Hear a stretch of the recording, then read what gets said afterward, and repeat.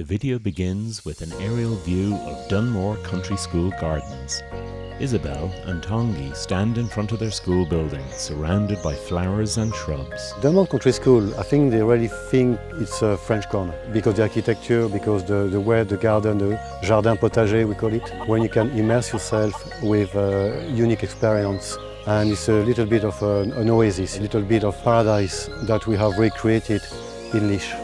Bees and insects thrive in the garden. We are going to show you how to produce your own food and keep your own bees in an environmentally friendly, sustainable and energy efficient ways that you can apply, very simple as well, in your own garden.